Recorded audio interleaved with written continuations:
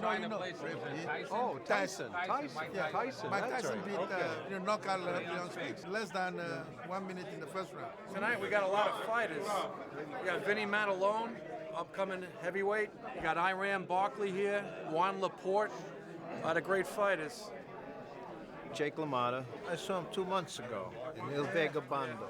I says, Jake, you remember me? You want to tell your stories about Jake? You know the guy well. You guys want pictures? Familiar guy? This guy familiar? Jake LaMotta. What are we going to talk about? Talking a little bit about Jake LaMotta. He was all right. He was a good guy. Hard customer?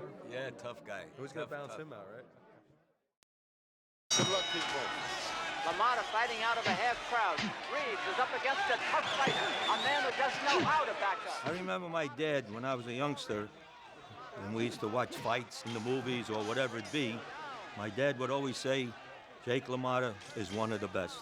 And he's a gentleman, and that's how I remember Jake LaMotta. The first time I met Jake LaMotta, I was 12 years old in 1969. We hopped on a train, me and my father. We went into Manhattan. We end up in front of this building on 7th Avenue. And my father says, stay out here and don't go walking off with anybody. I said, okay. Sure enough, a minute or two later, he comes out. My father turns around. He says, I want you to meet the middleweight champion of the world. That was Jake LaMotta. My father, he never called him ex-champion. He never called him former champion. He always used the title, this is the middleweight champion of the world, even though Jake was champion back in the 40s. So now a crowd is forming around on 7th Avenue. In a matter of a minute, there was about a dozen people recognizing Jake LaMotta. And one thing you got to remember, this is before Raging Bull, so Jake LaMotta was recognized on his face alone from being a former champ. I was a junior middleweight way back in the 80s, and about the same time, Raging Bull came out, and as soon as that came out, that just pumped me up. When I was in the locker room right before the fight, I would get it in my mind, Jake LaMotta, Jake LaMotta, Jake LaMotta, Jake LaMotta. I had highlight pieces of that film, and I would just play it the day of the fight or the day before the fight, all day long. In the ring, when I get in the ring and I would touch gloves, I would turn to the corner, I would put my head to the ring, say, think, Raging Bull, Raging Bull, Raging Bull. And I would turn and I would walk the circle. I would not walk at the fighter. But if you remember in the movie, he would walk around and then come at Sugar Ray Robinson or whoever it was he was attacking. And I did that, not to copy him, but in my mind, it made me stronger. Robinson again, both hands to the head, a left and a right to the jaw. Jake LaMotta, he had over 100 bouts. And he beat a guy by the name of Bob Satterfield. Bob Satterfield was one of the greatest light heavyweight punchers of all time. And, Jake had an iron chin. Bob could not knock out Jake LaMotta. Of course, LaMotta beat him and knocked him out. A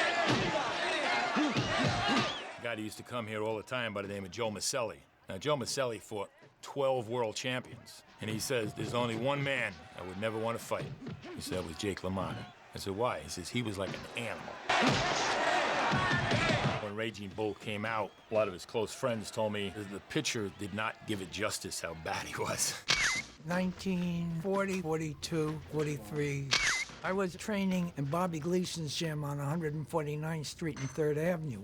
I used to box with all the fellas up in the gym, and Jake LaMotta, and I used to box with Jake LaMotta a lot. Jake had a sparring partner, and they used to box every day, and every day there was a war in the gym. Jake pounded this guy, and he never let go. Sometimes, when you were fighting with him, the bell rang to the end of 3 minutes, he wouldn't let you go. He'd put you in a corner, and he'd keep hitting you, I didn't offer that much resistance, but he beat the hell out of me a lot of times. Billy Fox. 173 3/4 pounds. I remember reading the newspaper clippings about the thrown fight to Billy Fox. I had watched the fight on television, and I knew there was no possible way that Billy Fox could have beaten Jake, unless Jake threw it.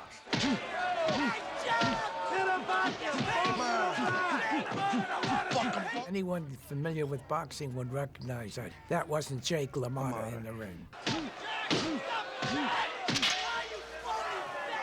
Even to this day, he won't admit that he did that. He testified in front of the IBC and the Senate, the state Senate on boxing. He said that he had appendicitis and that Billy Fox beat him, and that, and therefore he lost the fight that way. Jake LaMotta, is mostly known for boxing Sugar Ray Robinson. These fights with Sugar Ray Robinson were memorable, unforgettable. These men are unique, becoming classic rivals. These two men, fierce, powerful fighters. The interval in those days between the fights, and these were momentous fights, would be like a couple of weeks, and then they fight again. The first one was pretty close. Robinson lost one of them, and of course, I think it was the fifth bout. It was really close. I mean, it wasn't a runaway, it was a split decision. And then, of course, the Valentine's Day Massacre, they call it.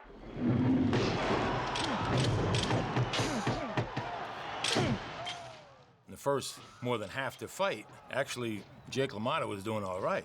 From maybe the 9th round on, Jake just didn't have the stamina to absorb Robinson's punches.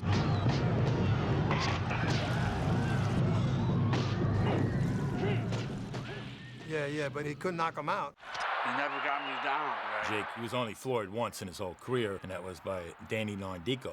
But that was well past his prime. He fought way overweight. He wasn't a middleweight anymore. He was a light heavyweight. He's making a comeback. That's the reputation Jake LaMotta had, at that time. My father was a top heavyweight contender during the 1940s and 50s, just slightly ahead of when Jake was at his prime. They were best friends for many, many years. In June of '54, my parents were married up here on Long Island, and they flew down to Miami Beach area. And Jake hosted my father and mother on their honeymoon for a couple nights. They stayed about a week throughout the Miami area, but Jake had him for a couple days, along with Vicky LaMotta. Jake was very well known and very well liked in Miami. He was more or less the unofficial mayor of Miami, I guess you could say, walking around. And Jake had everything at his feet at the time. I remember my mother saying that Jake was a gruff guy. They would go out to dinner and they would have steak in a beautiful place, and everybody used a knife and fork. But Jake, unfortunately, he thought using your hands with a porterhouse would be the thing to do. And of course, Vicky LaMotta was a very beautiful woman. She would just roll her eyes. You fucked my wife. What?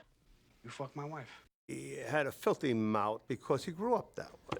I would call it a gutter mouth, Did you fuck my brother? Huh? Get off me. You? I said, the way he talks isn't that awful. My father would say he's hungry and he's a good fighter. Salud. When he drank, he was a tough guy to get along with. You can take a joke from me. Get you down. I've been in the bar business 50 years. They inducted me in the Hall of Fame, Bartenders Hall of Fame. I work up in Rayos for the last going on 36 years. Maroon. And, Maroon. I, as a bartender, serve more celebrities than anybody in the world. Nobody comes near me. And Jake one time came near me, and I backed off. I says, take it easy there. Yeah. They always want to deck the bartender. I'm a boxer. I boxed in the 60s. My manager was Rocky Graziano, and we used to hang out with Jake, and we used to go over there, and they were kibitzers. They used to get matches, light your shoes on fire and run away. And he'd always say, I'd be with a beautiful woman, he'd say, what are you doing with him? Things like that.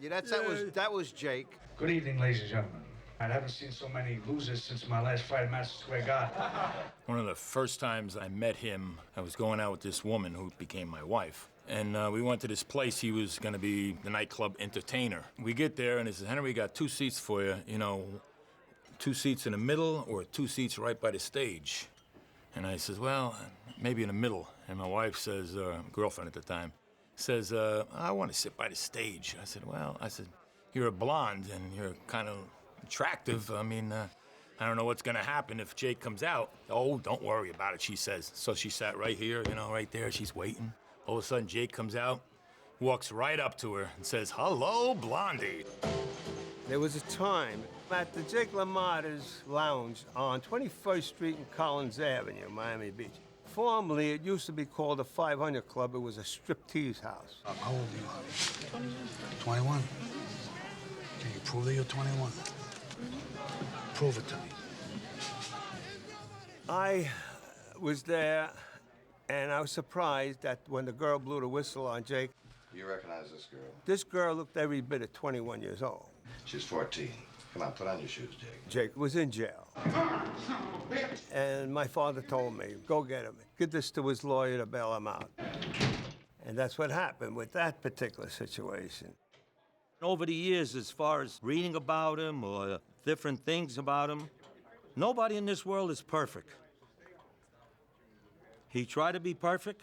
He had a lot of faults, but he still was Jake LaMotta. And everybody looked up to him, from the Arthur Avenue section to Pelham Parkway, all over the Bronx. He was the #1 by us.